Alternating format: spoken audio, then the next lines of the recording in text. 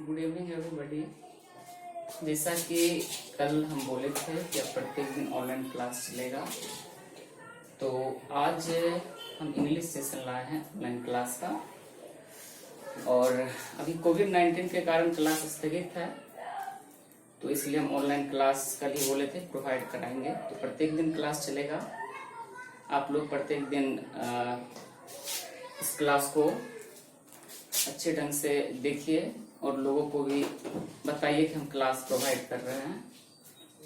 तो आज English class शुरू करते हैं बिना टाइम वेस्ट किए।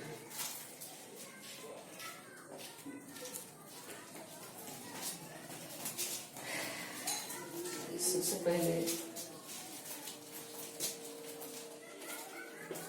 हमको ये देखना होगा कि इंग्लिश में क्या क्या पूछता है।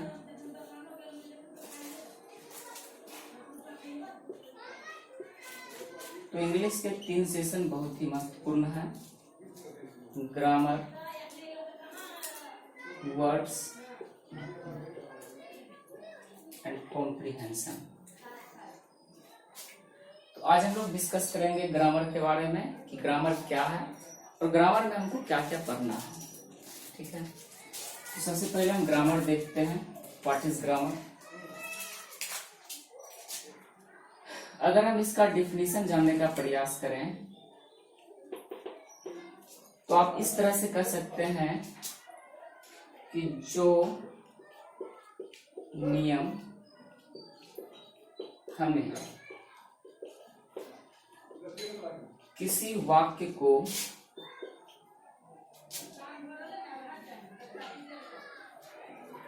समायोजित तरीके से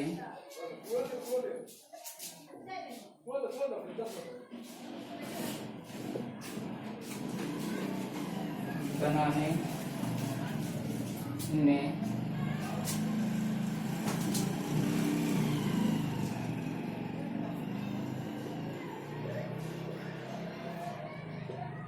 योगदान देता है, उसे ग्रामर कहेंगे। तो ग्रामर को अगर हम डिस्टिंग्विश करें तो ग्रामर एक्चुअली हम बचपन से पढ़ते आ रहे हो कि there are 8 parts of speech, और मूल आधार यही है ग्रामर का। और यह है पार्ट्स ऑफ स्पीच, आप जानते ही होंगे। ग्रामर को further divide into many parts, one parts of speech. क्या है parts of speech? Parts of speech यानी लिखने की कला। इसके भाग को हम लोग बांटते हैं 8 पार्ट में। क्या क्या है ये parts? There are 8 kinds of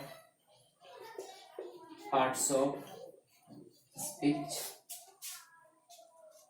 और ये आपके पार्ट्स ऑफ स्पीच है: noun, pronoun, adjective, verb, adverb, preposition, conjunction and interjection. तो एक एक करके इसको हम मौखिक रूप से समझेंगे। क्या होता है नाउन, क्या होता है प्रोनाउन। ठीक है, चलिए हम लोग समझते हैं पार्ट्स ऑफ स्पीच को। इसके 8 पार्ट्स होते हैं।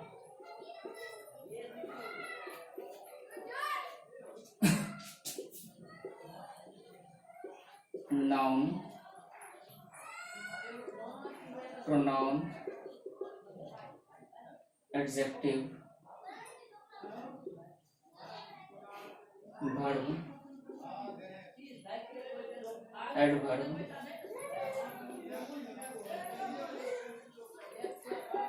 Preposition, conjunction and interjection. इसके हम कुछ बेसिक पार्ट्स को समझते हैं और मौखिक रूप से समझते हैं कि ये क्या है। ठीक है, तो सबसे पहले नाउन देखते हैं। What is noun? अगर हम नाउन को समझने का प्रयास करें तो आप कुछ शब्दों में कह सकते हैं कि जिस किसी वस्तु को देख सकते हैं वह सभी नाउन है। जैसे हमारे पास मार्कर है, इसे हम देख सकते हैं, यह भी एक नाउन है। हमारे पीछे व्हाइट बोर्ड है, इसे हम देख सकते हैं, यह भी एक नाउन है। ठीक है, और भी कई एग्जाम्पल है हमारे आसपास, जितने वस्तुएं जिसे हम देख सकते हैं वह सभी नाउन है। ठीक है, अगर हम इसे लिखने का प्रयास करें तो आप कह सकते हैं कि जिस किसी वस्तु को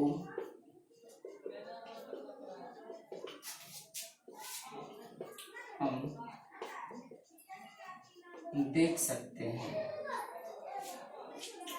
या फिर अगर हम दूसरे शब्दों में लिखने का प्रयास करें, another words, तो आप इसका डिफिनेशन लिख सकते हैं कि the name of person, place, things, feelings और आइडियाज। यानी किसी व्यक्ति, वस्तु, स्थान अथवा भाव के नाम को हम लोग संज्ञा कहते हैं। ठीक है, तो नेक्स्ट हम चलेंगे प्रोनाउन की तरफ। ये नाउन हो चुका है। ठीक है, व्हाट इज प्रोनाउन? प्रोनाउन को हम एक शब्द में लिख सकते हैं कि जो नाउन के बदले प्रयुक्त हो वह प्रोनाउन है। या फिर हम दूसरे शब्दों में लिख सकते हैं कि जो नाउन के रिपीटिशन को रोकता है उसे हम प्रोनाउन कहेंगे। ठीक है, अगर हम एग्जाम्पल के द्वारा समझने का प्रयास करें तो आप इसको इस तरह से लिख सकते हैं, जैसे हम एक वाक्य, 3-4 वाक्य लिख रहे हैं। ठीक है, सेंटेंस है आपका कि Ram lives in a village. Next sentence है Ram lives with his parents. Next sentence, Ram works very hard. ठीक है, तो अगर हम इस सेंटेंस को लिख रहे हैं तो बार बार हम राम के ऊपर कोई कहानी लिख रहे हैं या सेंटेंस लिख रहे हैं, तो हम बार बार अगर राम राम राम लिखते हैं तो सेंटेंस थोड़ा सही नहीं लग रहा है। ठीक है, तो ये राम एक नाउन है, चूंकि ये व्यक्ति का नाम है। ठीक है, इसके रिपीटिशन को रोकने के लिए हम राम के बदले किसी प्रोनाउन का प्रयोग करेंगे। और आप जानते हैं कि जब कोई व्यक्ति और वो पुरुष हो तो उसके लिए हम प्रोनाउन ही का प्रयोग करते हैं। ठीक है, यहाँ राम के बदले ही हो जाएगा और यहाँ भी राम के बदले ही हो जाएगा। तो आपका सेंटेंस बन जाएगा कि Ram lives in a village, he lives with his parents. और नेक्स्ट सेंटेंस होगा ही वर्क्स वेरी हार्ड। ठीक है, तो इस तरह से हम समझते हैं कि जो नाउन के बदले प्रयुक्त हो या जो नाउन के रिपीटिशन को रोकता हो उसे ही हम प्रोनाउन कहते हैं। Next adjective. What is adjective? पहले इसको समझने का प्रयास करते हैं, तब तक इसको मिटा देते हैं।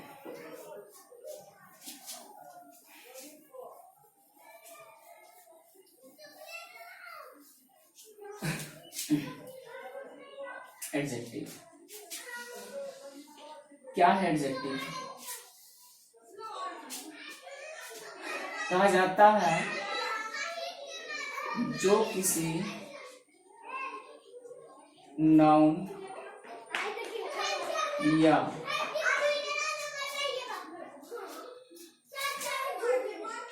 प्रोनाउन को क्वालिफाई करे, यानी जो नाउन की विशेषता को बतलाता है उसे एडजेक्टिव कहते हैं। जैसे अगर हम सेंटेंस लिखते हैं कि यह एक मार्कर है, तो इसका ट्रांसलेशन होगा दिस इज अ मार्कर। ठीक है, और इसी सेंटेंस को थोड़ा और बृहद करते हैं तो आप इसको इस तरह से लिख सकते हैं, this is a white marker, यानी यह एक उजला मार्कर है। और चूंकि व्हाइट कलर जो है क्वालिफाई कर रहा है मार्कर को, और मार्कर एक नाउन है जिसे हम देख सकते हैं। तो यहाँ अगर पूछ देगा एग्जाम में कि इसमें एडजेक्टिव क्या है, तो हमें फाइंड आउट करके बताना होगा कि व्हाइट इज एन एडजेक्टिव। इस सेंटेंस में व्हाइट एडजेक्टिव है आपका, ठीक है, और मार्कर नाउन है। और आप जानते हैं कि जो वर्ड किसी नाउन को क्वालिफाई करता है, उसकी विशेषता को बताता है, उसे ही हम एडजेक्टिव कहते हैं। ठीक है, चलिए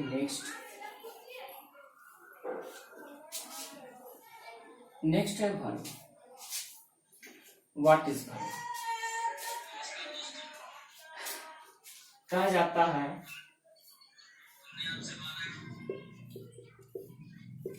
एक्शन वर्ड्स या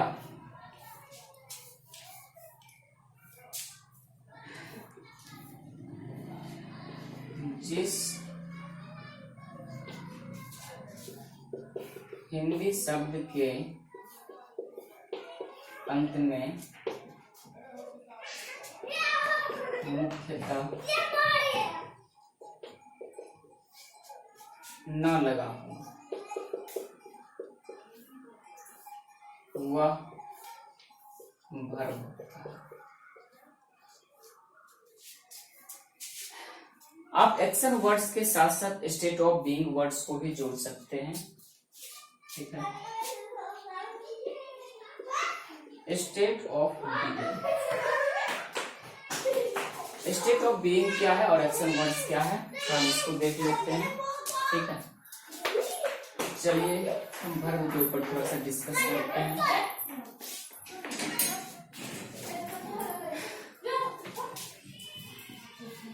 देखिए कुछ वर्ड हम लिख रहे हैं, जितने भी एक्शन वर्ड है जिससे काम होने का बोध होता है वह सभी वर्ब है। ठीक है, जैसे हम लिख रहे हैं तो लिखना एक वर्ब है, आप लोग पढ़ रहे हैं तो पढ़ना एक वर्ब है। ठीक है, हम पढ़ा रहे हैं तो पढ़ाना एक वर्ब है।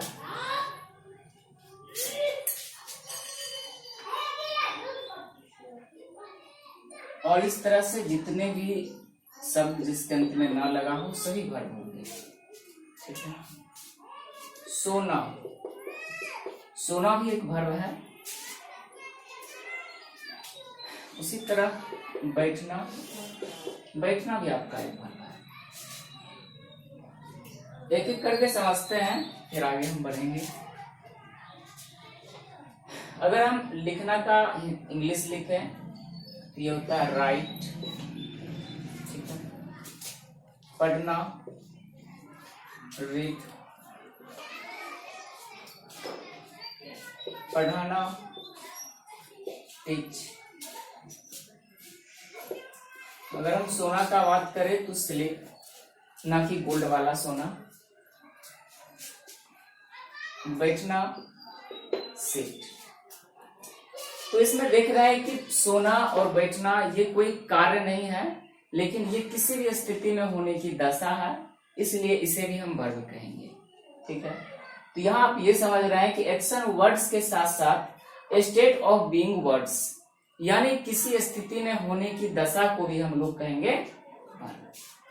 ठीक है, चलिए आगे बढ़ते हैं। नेक्स्ट, वर्ब के बाद आता है एडवर्ब। क्या है एडवर्ब? कहा जाता है जो शब्द किसी सेंटेंस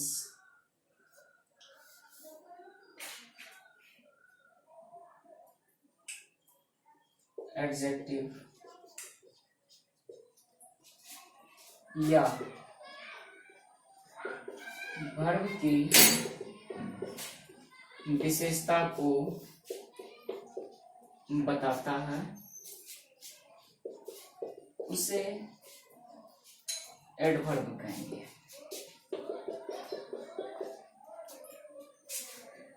जैसे कुछ हम सेंटेंस लिख रहे हैं, आप इसका एग्जाम्पल इस तरह से देख सकते हैं।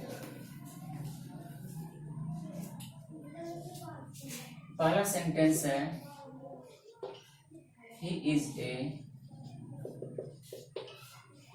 Very intelligent student. यहाँ हम देख रहे हैं कि स्टूडेंट एक नाउन है, चूंकि विद्यार्थी को हम देख सकते हैं। ठीक है, विद्यार्थी की विशेषता को बता रहा है इंटेलिजेंट, इसलिए इंटेलिजेंट एक एडजेक्टिव है। और इंटेलिजेंट की विशेषता को बता रहा है वेरी, यानी कितना इंटेलिजेंट, तो बहुत इंटेलिजेंट। ठीक है, तो वेरी आपका एडवर्ब है। तो इस तरह से हम देख रहे हैं कि किसी भी सेंटेंस में जब कोई वर्ड किसी एडजेक्टिव की विशेषता को बताता है तो उसे हम एडवर्ब कहेंगे। ठीक है, नेक्स्ट सेंटेंस है यू